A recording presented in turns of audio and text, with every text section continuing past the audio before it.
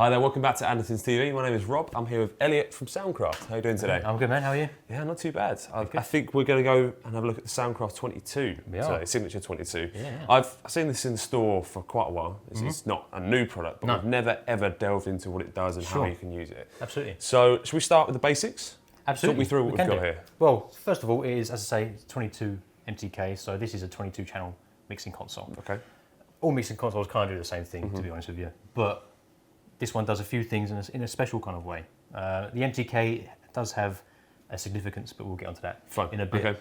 But yeah, looking at it from the outset, it is just a standard mixing console. You have input channels over here, you have the output section, faders, loads of switches, loads of knobs, all the stuff that you expect. Sure.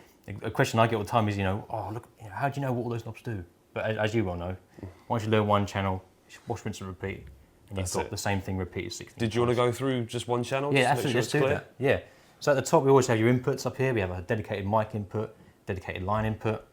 Some of the channels also have limiters as well. So they're just kind of fixed ratio limiters. Just whack them on, set your input gain to your kind of standard operating level. And if anything goes awry, they'll catch any peaks, that kind of stuff. You have input gain here, standard input gain. High pass filter set at 100 Hertz. We also have another switch here called USB return, but we'll get onto that in a bit. That's a little bit special. Just to interrupt, high pass filter, why would someone want to use that? Well, for traditional instruments like vocals or overheads, where all the frequencies below 100 Hertz are of no use to you, really. Usually the information down there will just be stage rumble or just stuff that generally will make your PA sound muddy or not sound great. Okay. Whacking that switch in will just filter out those frequencies and clean those instruments up. Yeah, you'd never put it on a kick drum, you never really put it on a bass guitar. You lose a lot of it. Yeah, that's absolutely. it, but that's the fundamentals of that instrument. But yeah, so below that we have an EQ. This is a 4-band semi-parametric EQ. But essentially, it's an EQ, same as you'd find on a car, same as you'd find on a graphic EQ, same as you'd find on tone control and pedals. But obviously you can get a little bit more into depth. Below that we have all our aux sends. This console has 5 of them. You typically can see 3 of them, 4 of them, and on bigger consoles you see up to 8 of them. But this guy has 5. They can all be set to varying different settings as well, depending on how you want to use it.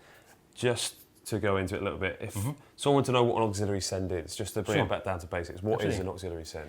Okay, well, auxiliary send is basically an auxiliary mix. So assuming that you have your faders and everything's being sent out to your main speakers, you then what you want to do is create a auxiliary mix, a kind of variation of that mix to be sent to different locations.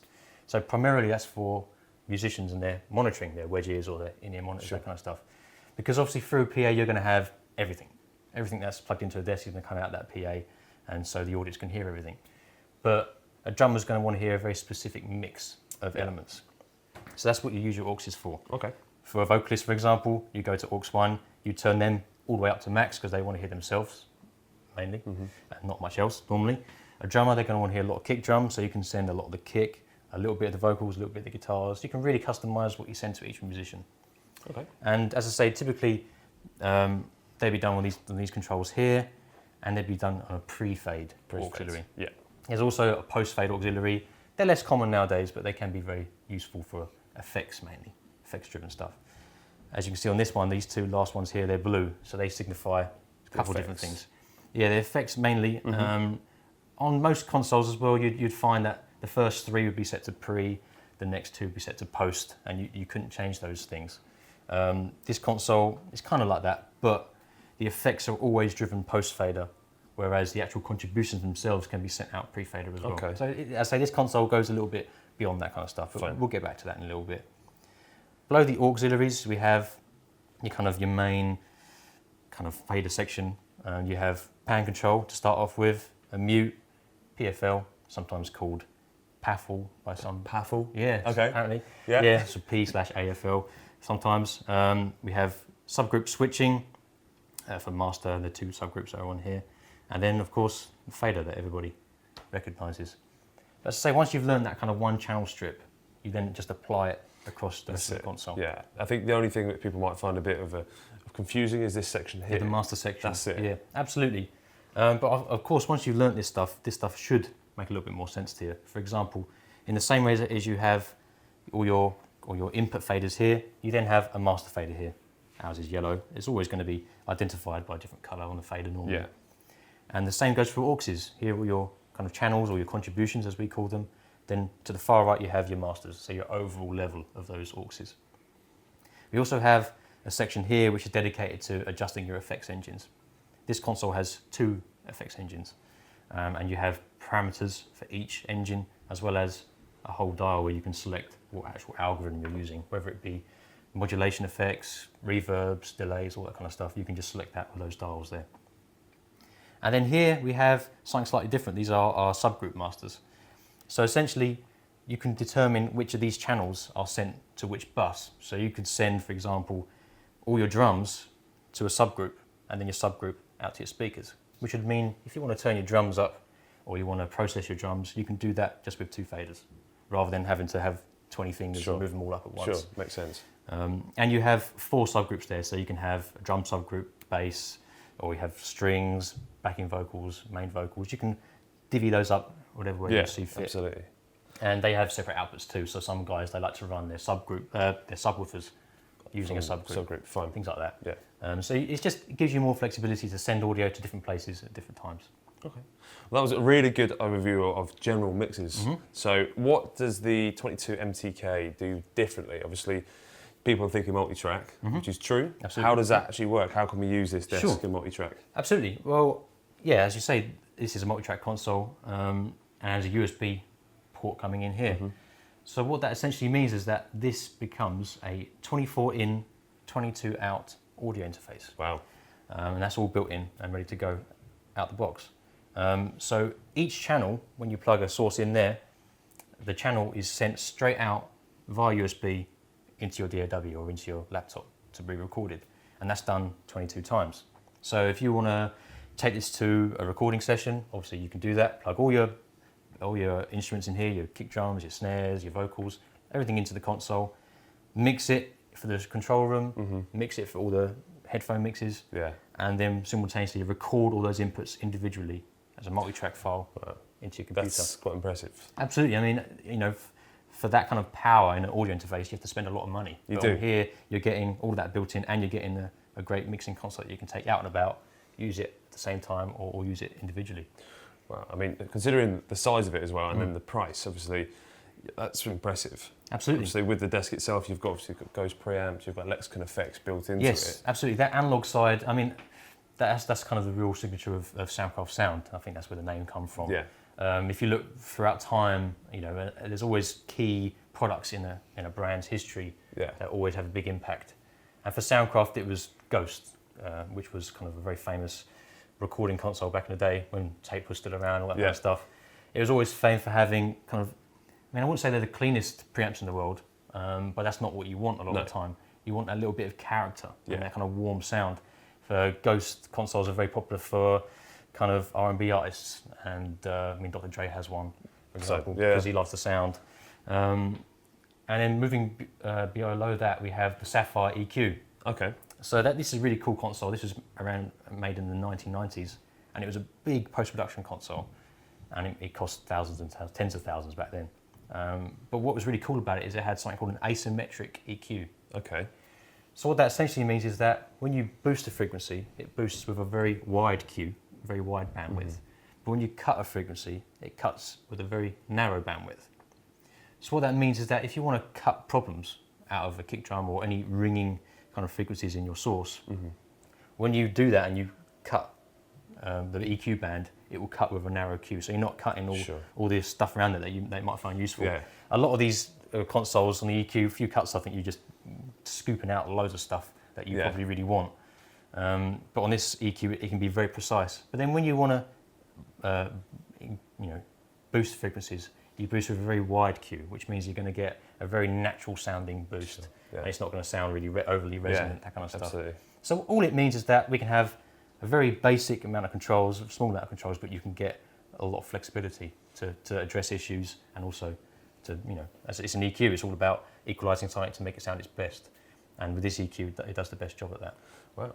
Well, obviously we've got this set up with a computer under here. We've got Reapers that you're using. Yes, that's right. Yeah. And you've got some files we can play back. So should we quickly show people how you actually use it in a practical fashion? Absolutely, yeah. Cool, yes, so there's some multi-track coming through now. So part of the MTK aspect of this console is, yes, you can record all your channels out, but you can also play back your channels individually back through the console. Sure.